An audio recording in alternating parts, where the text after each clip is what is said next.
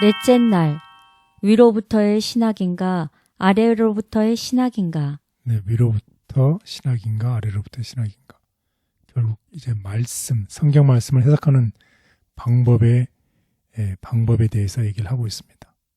우리가 성경을 해석하는 방법에 예수님도 성경을 스스로 해석하지 않았고 자신의 어떤 생각으로 가르침도 전하지 않았고 오직 하늘 아버지의 인도하심을 따라서 성경을 해석했습니다.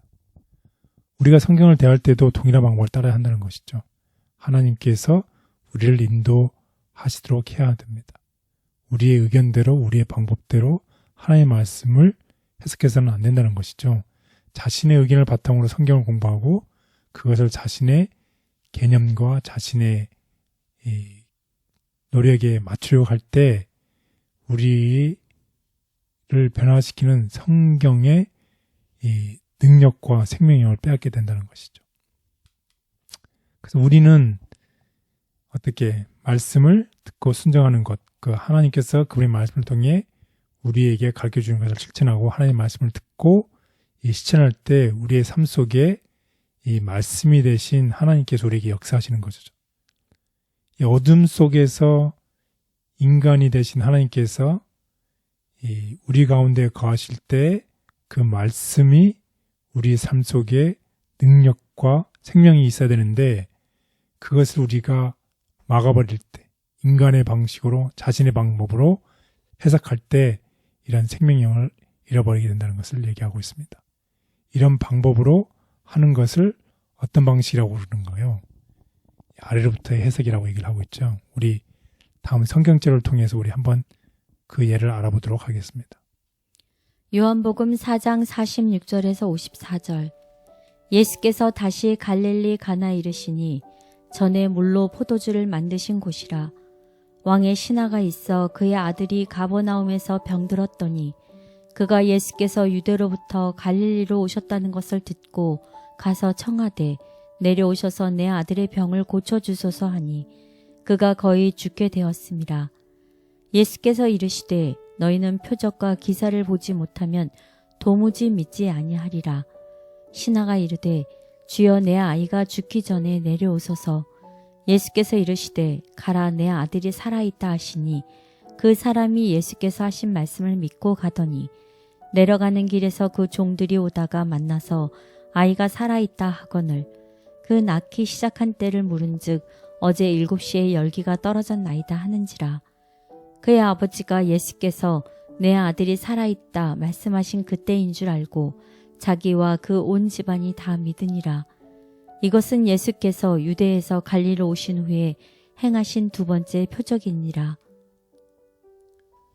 예, 여기에 보이는 것, 여기에 우리가 보았던 것처럼 어떤 사람들은 세상의 빛 대신 예수님을 찾아왔지만 목적이 있죠. 이 목적이 어떤 목적인가요? 여기에 나와 있는 사람처럼 자신의 아이를 예수님께서 고쳐주면 내가 어떻게 하겠다? 예수님을 믿겠다. 그렇지 않으면 예수님을 거절하겠다. 이런 마음을 가지고서 예수님께 찾아왔을 때 하늘의 순수한 그 빛이 비치는 것을 따라서 오는 것이 아니라 자신의 생각대로 찾아가는 것입니다. 다시 말씀드리면 이 아래로부터의 신학은 하나님과 그분의 말씀에 대한 것을 사람의 규칙과 기준으로 맞추려고 하는 것이죠. 하나님의 생각과 하나님의 말씀을 조그만 사람의 규칙과 기준에 맞추려고 할 때 그것을 아래로부터의 신학이라고 얘기를 할 수 있겠습니다. 그럼 위로부터의 신학은 어떤 것인가요? 그것은 먼저 하나님과 그분의 말씀을 먼저 신뢰하고 믿음으로 반응하는 것입니다. 우리가 마찬가지로 기도를 할 때에 기도가 어떻게 하나님이 우리로부터 끌어내리는 것이 아니라 우리가 하나님으로 돌아간다는 그런 표현이 있죠. 그게 무슨 말인가요? 우리가 기도할 때에 어떤 기도를 하게 되나요? 우리가 간구하는 기도, 우리에게 달라는 기도를 하는데 그게 이루어지지 않으면 어떻게 믿지 않는 것이죠. 결국 하나님이 우리의 조건에 만족시킬 수 있도록 하나님을 끌어내린다는 것이에요. 그런 기도가 아니라 우리가 기도를 할 때에 기도를 하다 보면 어떻게 되는 것인가요? 우리의 삶과 우리의 생각이 하나님의 생각으로 바뀌어가는 것이에요. 그래서 내가 기도하는 것이 하나님의 뜻대로 하게 되는 기도, 그것이 바로 우리의 마음을 우리가 하나님으로 올라간다는 그런 표현을 쓰고 있습니다. 마찬가지로부터 위로부터의 신학은 우리의 삶에서 하나님의 삶으로 바뀌어가는 것을 얘기하고 있습니다. 그래서 성경을 믿음으로 받을 때 성경은 그 자체가 시작자가 되고 성경을 성경으로 해석하는 것이지 성경을 인간의 전통으로나 인간의 개념으로 설명하는 게 아니라는 것입니다. 그런데 각 시대마다 그 사상이 있는데 그 사상으로 성경을 해석하는 것이 아니라 성경의 세계관으로 성경을 이해하고 해석하는 것이 되겠습니다. 인간의 견해나 인간의 방법대로 하나님의 말씀을 따르는 것이 아니라 하나님의 말씀이 우선이 되는 것을 얘기하고 있습니다. 그래서 우리가 위로부터의 신학이라고 말씀하는 것입니다. 그런데 하나님의 말씀을 듣는다는 것은 하나님의 말씀을 그냥 수동적으로 정보를 받아들이는 것, 그것만을 얘기하고 있는 것이 아니라 그 속에는 무엇이 포함되어 있는 것인가요? 그것은 하나님의 뜻을 실천하는 것, 하나님의 뜻을 행하는 것을 얘기하고 있습니다. 사람이 하나님의 뜻을 행하려 하면 이 교훈이 하나님께로부터 왔는지 내가 스스로 말함인지 알리라.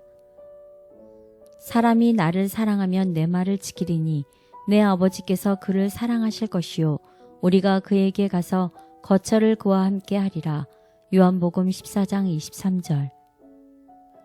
우리 자신을 전적으로 그분의 사랑에 맡겨야 한다. 가버나움에서 고관을 축복하신 그분은 우리에게도 똑같이 복주기를 원하신다.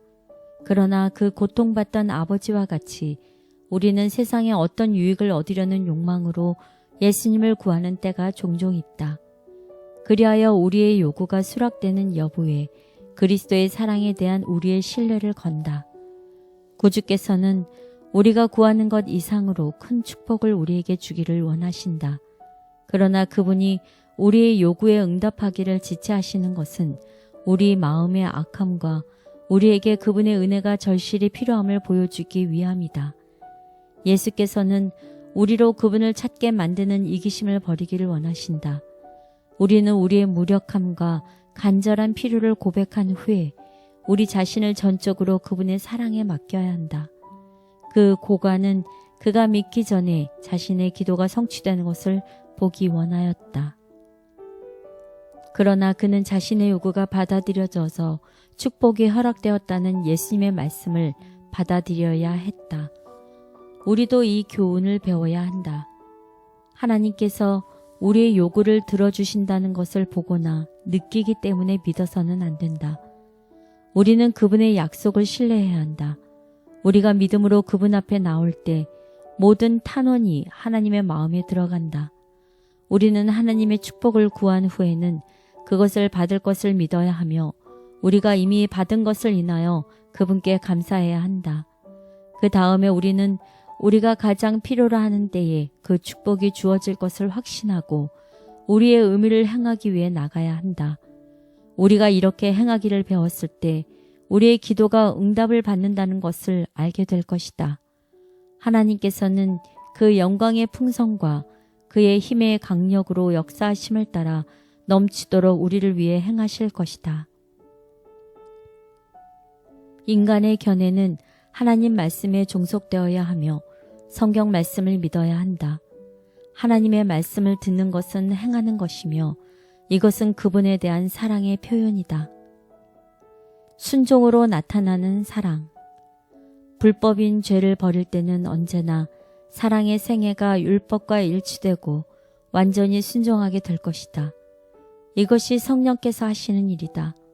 말씀의 빛은 주의 깊이 연구하면 양심의 소리, 성령으로 활동으로 전인, 곧 몸과 마음과 영을 구속하기 위하여 자신을 주셔서 완전히 희생하신 그리스도에 대한 진정한 사랑이 마음에서 일어나게 한다. 사랑은 순종으로 나타난다. 하나님을 사랑하고 계명을 지키는 자들을 구별하는 선은 분명하고 뚜렷할 것이다. 주님을 믿는다고 하면서 사람의 기준과 생각을 따르는 잘못에 빠지지 않도록 도와주소서. 지혜가 부족함으로 사람의 생각이 바른 것처럼 착각하고 실수할 수 있으니 성령께서 항상 지켜주셔서 말씀을 바르게 이해하고 순종하게 하여 주옵소서. 예수님의 이름으로 기도드렸습니다. 아멘.